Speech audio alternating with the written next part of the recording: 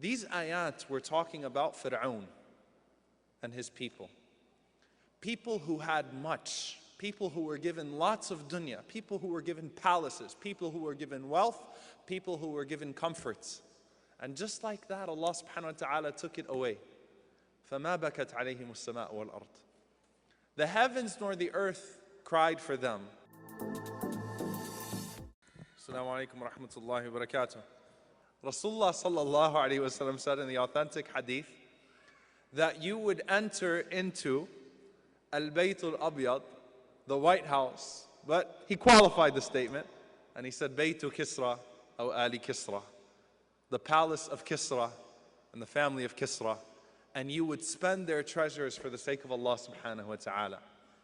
Kisra, which was the superpower before Islam, at the time of the Messenger sallallahu alaihi wasallam, a huge superpower, the Persian Empire. You have Kisra and he has this humongous palace that was actually known as their time al-Bayt al-Abyad, the White House. And in the time of Sa'd ibn Abi Waqqas radiallahu ta'ala anhu, in the battle of Al-Qadisiyah under the Khilafah of Umar ibn al-Khattab radiallahu ta'ala anhu, the prophecy of the Messenger sallallahu alayhi wasallam came true. That the Muslims conquered the palace of Kisra. Not only that, but when Rasulullah sallallahu alayhi wasallam promised Surah ibn Malik radiallahu ta'ala anhu, who was chasing Rasulullah sallallahu alayhi wasallam as a fugitive, when he was leaving from Al-Mecca to Al-Madinah as a fugitive in Hijrah. And he was after Rasulullah sallallahu alayhi wasallam, a bounty hunter. And then once Rasulullah sallallahu alayhi wasallam, once he came to Rasulullah sallallahu alayhi wasallam and he realized that his horse kept on falling every time he pursued the Messenger sallallahu alayhi wasallam. And so he went to take shahada and Rasulullah sallallahu alayhi wasallam said, how would it be, O Aqa, when the bracelets of Kisra are on your two hands? And this came true. And it came to pass. And the Muslims entered into that palace. And they were not affected at all by the dunya around them. They took everything in that palace and they spent it in the way of Allah subhanahu wa ta'ala. Now why do I mention this? Sa'd ibn Abi Waqqas radiallahu ta'ala anhu, when they entered, became extremely emotional at the lack of love that these people had for materialism, their vision, their love for the sake of Allah subhanahu wa ta'ala. They were excited not over the bounty that they just earned, not over distributing spoils of war. They were excited because they saw that this was a huge treasure that they could spend in the way of Allah subhanahu wa ta'ala. And he prayed 2 rak'ahs and he recited some ayat from the Quran, and this is the topic of my lecture for today, my very short lecture, because I know that time is running out in this session. كَمْ تَرَكُوا مِنْ جَنَّاتٍ وَعُيُونٍ. How many gardens and rivers did they leave behind? وَزُرُوعٍ وَمَقَامٍ كَرِيمٍ. And plants and vegetation and high statuses. وَنِعْمَةٍ كَانُوا فِيهَا فَاكِهِينَ. And this huge blessing that they were overjoyed within. They were so happy and pleased with all this kingdom that Allah subhanahu wa ta'ala gave them. كَذَلِكَ وَأَوْرَثْنَاهَا قَوْمًا آخَرِينَ. And just like that, we took it away from them. And we gave it to a people who were more deserving. فَمَا بَكَتْ عَلَيْهِمُ السَّمَاءُ وَالْأَرْضِ وَمَا كَانُوا مُنظَرِينَ. Nor the heavens nor the earth shed a tear for them, and they were not amongst those granted respite. These ayat were talking about Firaoun and his people. People who had much, people who were given lots of dunya, people who were given palaces, people who were given wealth, people who were given comforts. And just like that, Allah subhanahu wa ta'ala took it away. فَمَا بَكَتْ عَلَيْهِمُ السَّمَاءُ وَالْأَرْضِ. The heavens nor the earth cried for them, nor were they amongst those who were given respite. And to really understand this ayah, and this is what I want to talk about today, will you be missed? First and foremost, the heavens and the earth, as Ibn Abbas radiallahu anhu was asked, do they cry over anybody in the first place? And he said, Na'am wallah. He said they cry. The heavens and the earth themselves shed tears. The heavens shed tears because there is not a single person who does good except that he has a gate through as-samawat, through which his good deeds ascend. يَصْعَدُ إِلَيْهِ عَمَلُهُ. His good deeds ascend through that. And whenever he dies, that gate is closed. So the heavens cry for him. And there is not a single place on earth that was affected by his good, even his place of sujood, his musalla, his place of sujood, except that when he dies, it sheds tears, it cries for him that he has departed. And of course, the occupants of the heavens and the earth also do not shed a tear. Now, if Omar Suleiman, not me, Omar Suleiman, the former vice president of Egypt, and Hosni Mubarak and Bashar al-Assad or Gaddafi were all to be riding in a U-Haul and to fall off of a cliff and to fall into many different pieces, I don't think many of us would feel very sorry for him. ما بكت عليهم السماء والأرض. We would probably be pretty happy about that. And it's only natural, because the legacy that they left is disgusting. They left a legacy of harm, harshness, like Firaoun. But I want to look to the opposite side. فَمَا بَكَتْ عَلَيْهِمُ السَّمَاءُ وَالْأَرْضِ. When you pass away, will you be missed? It's a very simple question. Rasulullah sallallahu alayhi wa sallam in Sahih al-Bukhari from Abu Hurairah radiyallahu ta'ala anhu, he once saw a janazah and Rasulullah sallallahu alayhi wa sallam said, إِمَّا مُسْتَرِحٍ أَوْ مُسْتَرِحًا مِنْهُ. Either he is relieved from the world or the world is relieved from him.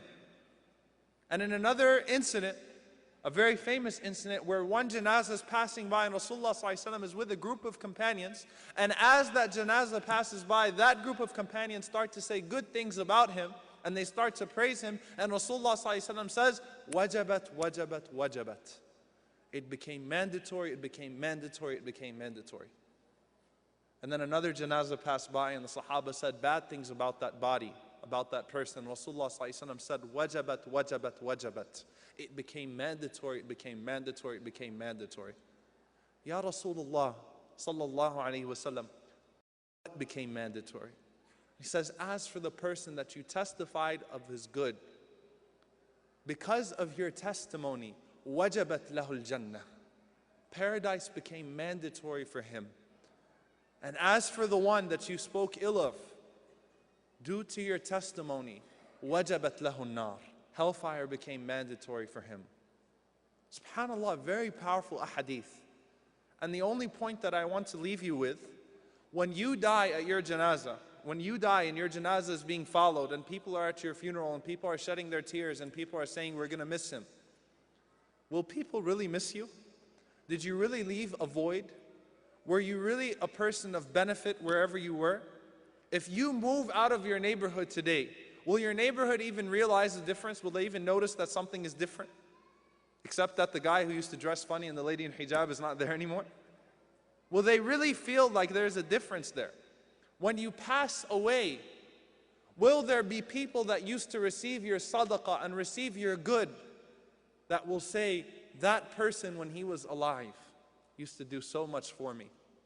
You know, Zainul Abidin, Ali ibn al-Hussein, may Allah subhanahu wa ta'ala be pleased with him, the great grandson of Rasulullah sallallahu alayhi wa sallam.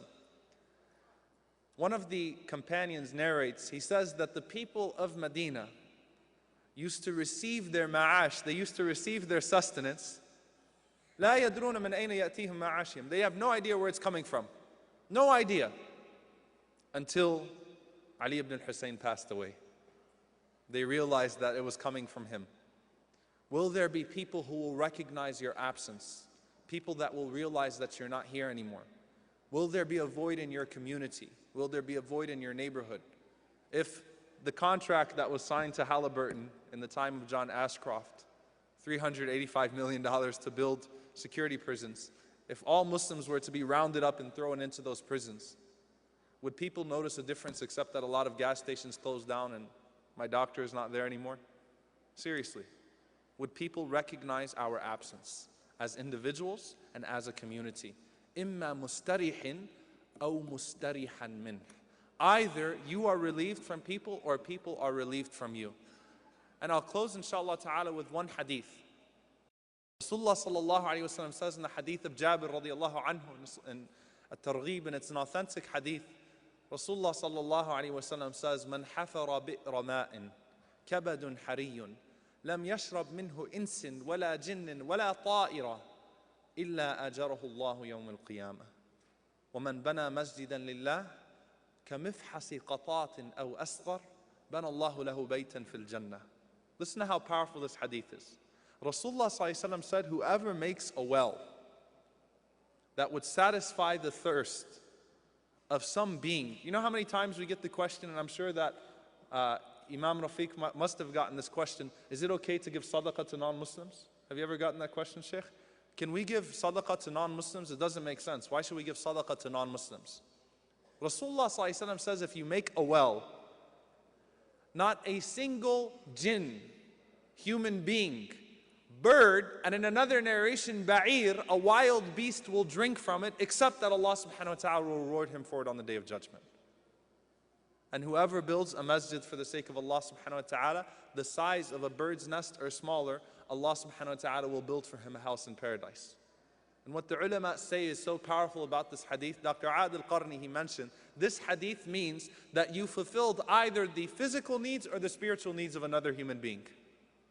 أحب الناس إلى الله أنفعهم للناس. The most beloved people to Allah subhanahu wa ta'ala are the ones who benefit the people most. You benefited people either physically or spiritually, but you served a benefit.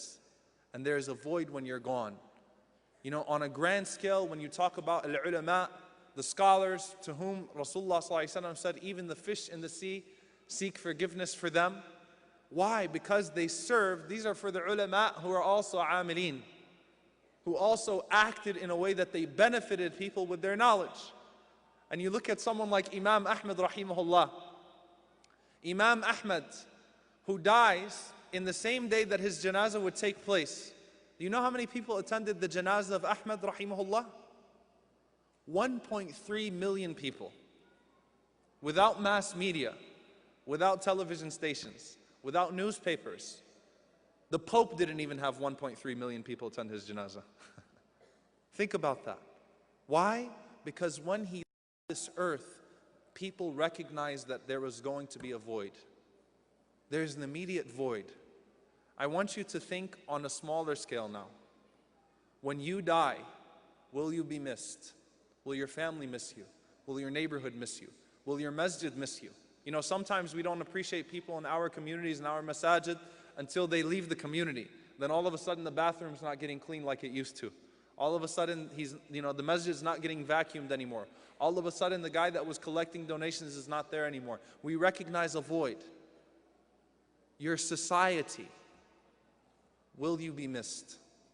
And essentially this is exactly what the Messenger sallallahu alaihi wasallam and the companions taught us. That wherever they were, they took their good. And even the non-Muslims would wish that they would remain there. When Rasulullah sallallahu alaihi wasallam was with the Ansar, how bad did the Ansar want the Messenger sallallahu alaihi wasallam to stay amongst them? How bad did the Muhajirin want the Messenger sallallahu alaihi wasallam with them? When Abu Bakr as-Siddiq radiyallahu ta'ala anhu was making hijrah to Habasha, to Abyssinia. Abu Bakr never made hijrah to Abyssinia, but he was on his way. And someone stops him by the name of Dughna. And he says, why are you fleeing? A person like you should not be taken away from his society. A person like you should not be taken away from his society, should not be rejected in this way. And offers him protection, even though he's a non-Muslim. And you know what, dear brothers and sisters, the reality is, and this is my absolute conclusion, I promise, my absolute conclusion. No matter how eloquent we are in our speeches, no matter how right our argument is, no matter how involved we get in mass media, we will not truly be able to succeed in giving da'wah until the people of this country stand up on our behalf and testify on our behalf and say, we want Muslims in our country. We want Muslims to be here. They change the way we live. They offer us benefit. When a flood hits, they were the first people there. ICNA Relief was there. People with Muslims for Humanity shirts were there. They were serving us. We want them to be here. You know, I'm not going to tolerate the garbage that I see on TV. You know what, subhanAllah, I've said this before and I'll say it again. One positive incident, one incident with you taking a brown paper bag and giving a sandwich to somebody is enough to undo 20 years of Fox News programming in their heads. One incident, one encounter. I want you to think very deeply about that and the role that our community should play and the role that we as individuals should play. Will you be missed? Will the heavens and the earth cry for you when you pass away? Will its occupants cry for you? Will they feel sorry for your loss? We ask Allah subhanahu wa ta'ala to make us amongst those, not who the earth is relieved from, but rather we are relieved from the earth when we pass away. And we ask Allah subhanahu wa ta'ala to enter us in the highest level of Jannatul Firdaus, in the companionship of Rasulullah sallallahu alayhi wa sallam and his companions. Allahumma ameen. جزاكم الله خير على حسن استماعكم. أقول قولي هذا واستغفر الله لي ولكم. والسلام عليكم ورحمة الله وبركاته.